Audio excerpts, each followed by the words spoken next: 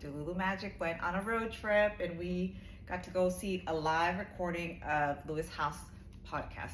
It was actually really incredible. It's mind-blowing. Right? Yeah. The great part for me was that we got there and we knew the topic it was going to be about, but then we found out, his book was going to be there for sale, which today was the release date? Yeah, today's oh the my gosh, release that's date. amazing. So get this. Yes, we purchased copies of it, brought it home, and during the event we both felt like some pretty big things to happen for both of us. Do you want to share a little bit about yours? Yeah, I've been successful, made money, but by just sheer grit and being really focused.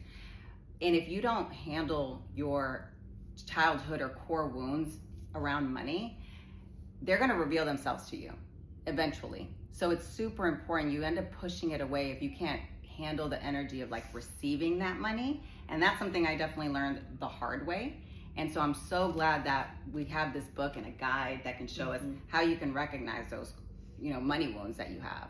My takeaway was pretty big because I didn't realize I had to have a relationship or my relationship with money. I thought it was just, something that was part of my life, but never sat with what kind of relationship do I have with it? Do I, think of, do I think with like a broke mentality, that I'm broke and I have abundance in other areas? Do I think am I rich and I'm scarce because I don't have abundance in other areas of my life?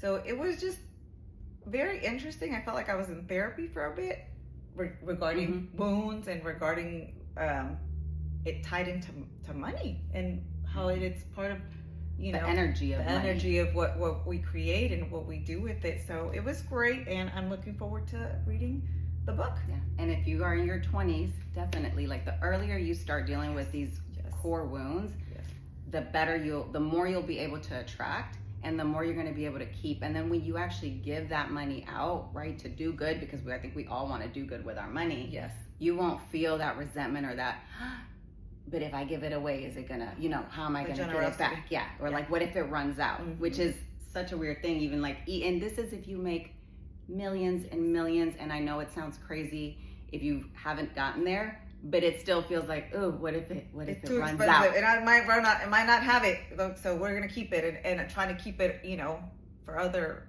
just because you're afraid. It's a lot of the fear. I realize that. So yeah. So I say I would recommend we all get to reading it, and we'll be discussing it in detail. Yes. In the next few weeks. Have a good day.